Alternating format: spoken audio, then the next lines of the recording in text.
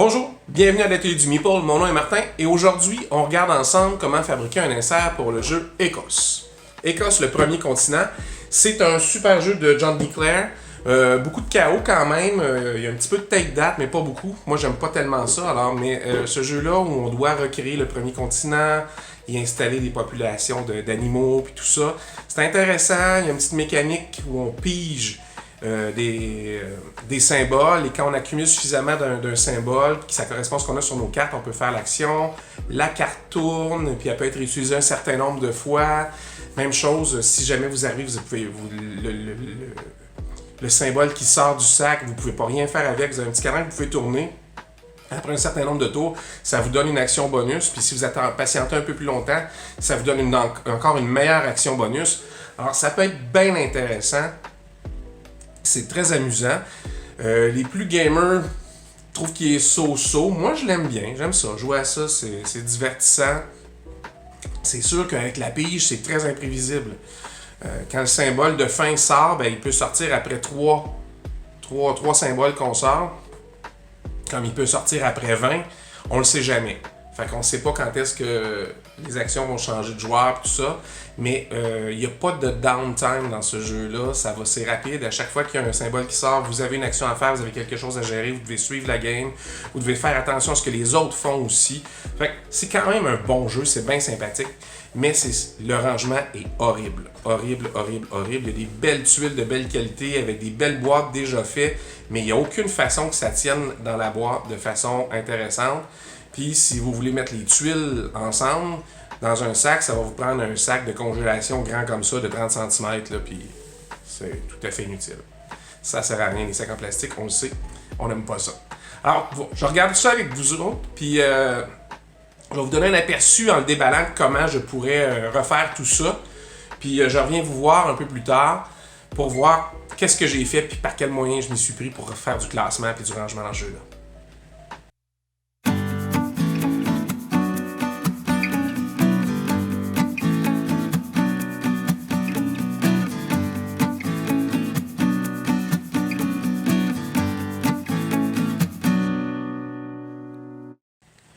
Bon, on commence comme d'habitude en regardant la boîte puis son contenu.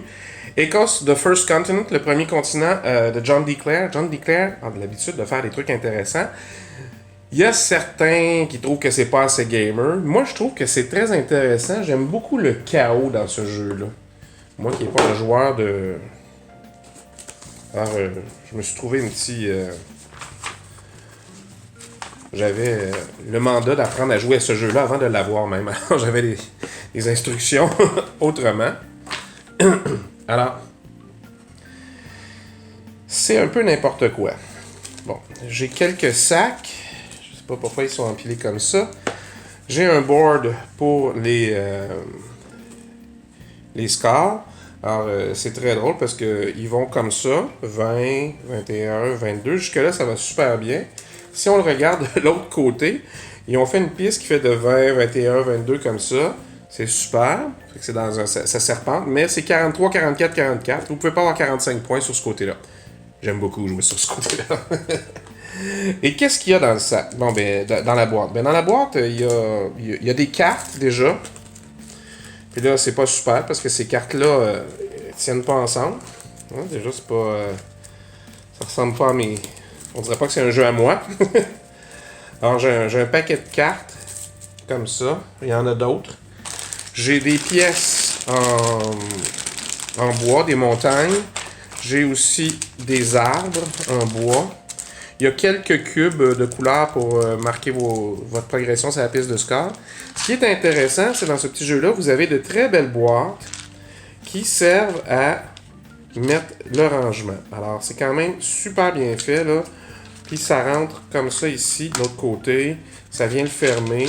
Est-ce que c'est indestructible? Non. Voyez-vous, le coin ici est un petit peu croche. C'est pas si pire que ça. On s'en remet. Là. Vous avez des cadrans à tourner quand on ne veut pas faire d'action.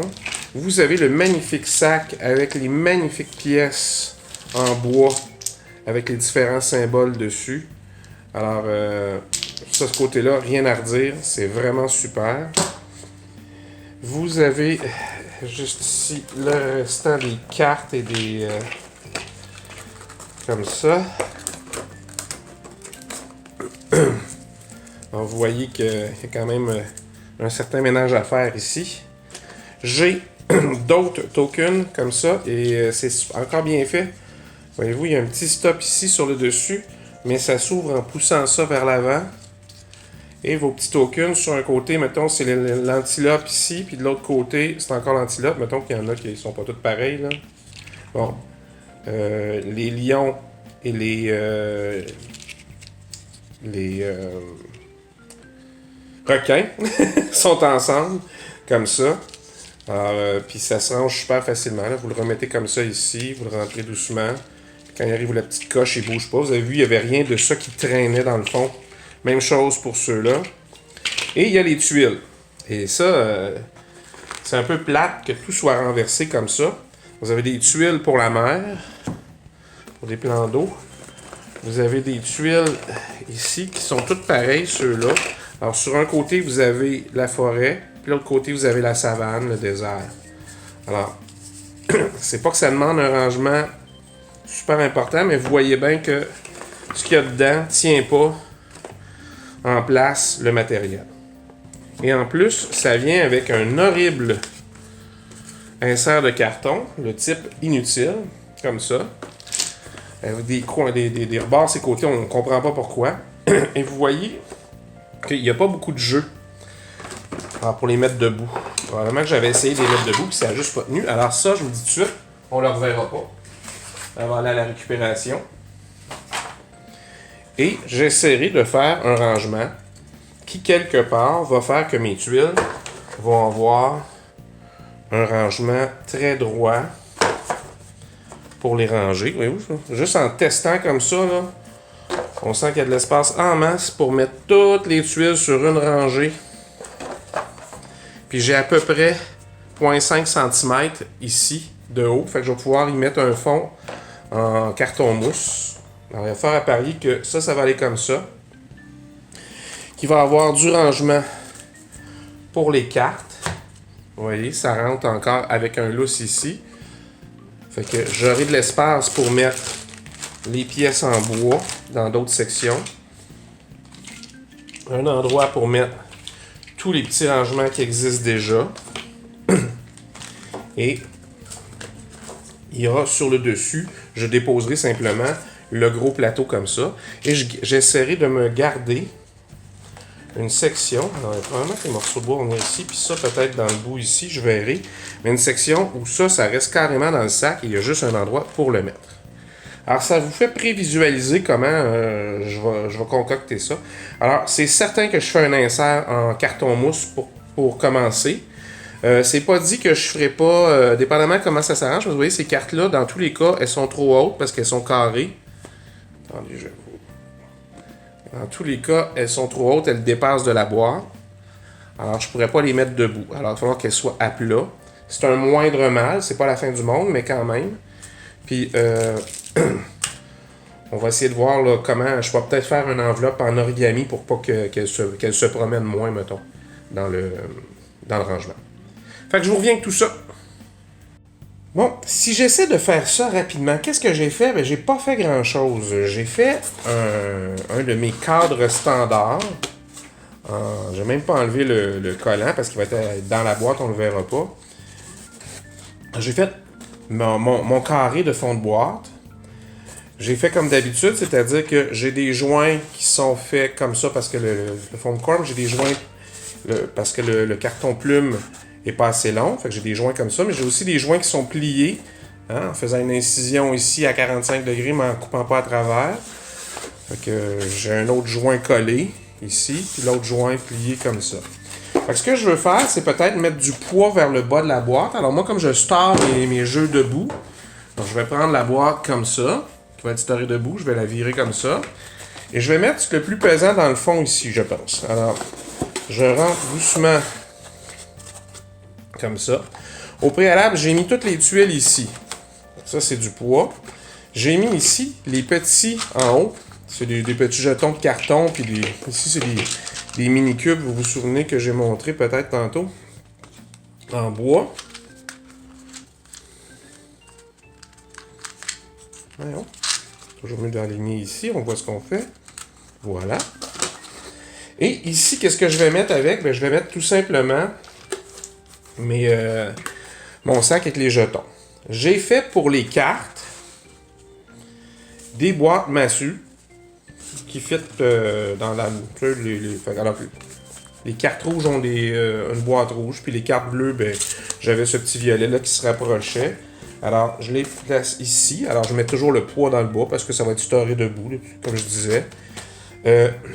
Ici, j'ai fait un rangement pour les montagnes.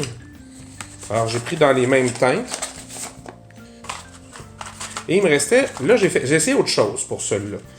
D'habitude, c'est un modèle qu'on utilise pour les boîtes beaucoup plus petites pour mettre des petits jetons. Mais je l'ai essayé, voir ce que ça donnait. C'est une boîte Masu sur mesure. Et c'est quelque chose d'ordinaire. C'est pour des plus petits trucs. Fait que ça... Là, on a juste à le déposer sur la table comme ça. Les gens se servent. Puis quand on veut le ranger, alors vous prenez le carré de votre boîte, dans le fond comme ça. Vous pouvez le mettre un petit peu plus petit. Puis vous laissez une bande tout le tour de la même hauteur que votre boîte. Alors vous pliez. Puis dans les coins, alors vous aurez plié d'abord comme ça. Et ensuite comme ça. Et vous faites un pli carrément dans les coins. Et en les ramenant à l'extérieur comme ça. Les fameux coins, les fameux rabats. Alors vous avez un rangement qui en principe sert aussi de coupelle sur la table. Mais là, bon, je suis pas sûr que c'est parfaitement comme je voulais, mais ça fait. C'est bien rangé quand même ici. J'ai mis mes petits cadrans au bout ici. Et bon, ça c'est beaucoup trop petit pour être laissé tout seul, libre comme ça. Alors j'ai gardé le mini sac là, pour le temps qu'il va peut-être survivre, j'en sais trop rien. Alors ce que je vais mettre par-dessus, c'est mes boards pour le pointage, mes livres de règles et ma boîte. Et là, au moins, j'ai un beau rangement très efficace pour le jeu Écosse. Alors, vous voyez, c'est pas très compliqué. C'est un mix de ce que je faisais au début, c'est-à-dire un rangement en carton mousse, comme j'ai l'habitude de les faire, avec quelques pliages d'origami. Je trouve que c'est, à force d'en faire, finalement, on arrive facilement à trouver le meilleur des deux mondes en s'organisant comme ça. C'est pas difficile, c'est juste quelques étapes, et c'est quand même l'origami une solution rapide pour ranger certaines choses qui sont, tu sais, des petites pièces lousses, bien pratiques. Alors ici, on a les deux. Comment m'est venue l'idée? Ben, l'autre jour, sur le site des Ludis Origamis ou Pimp ma boîte de jeu, je sais plus trop, là, un des deux groupes Facebook, quelqu'un demandait est-ce que quelqu'un a une solution pour Écosse, le premier continent? J'ai fait comme qu'est-ce que j'ai fait, moi? Puis quand j'ai ouvert ma boîte, me demander comment j'avais fait pour ranger ça, parce que me semblait que j'avais tout bien mis mes tuiles et tout ça. Je pense que dans le transport, la boîte a dû changer de côté puis complètement mêler tout ça. Quand je l'ai ouvert, vous avez vu, c'était exactement comme ça que je l'ai ouvert. J'ai vu ça, je dis ok, je sors le téléphone tout de suite, j'enregistre mon déballage de boîte tout croche pour vous le montrer, ça valait la peine. Alors il y a une grosse différence entre le avant et après, mais je pense que ça va être beaucoup plus tentant de ressortir ce jeu-là. Déjà que les cartes, ben des fois, si on veut pas faire la version draft, il faut sortir des cartes qui sont numérotées pour avoir les bons symboles pour avoir son petit paquet de départ. C'est moins compliqué qu'un deck building quand même, là.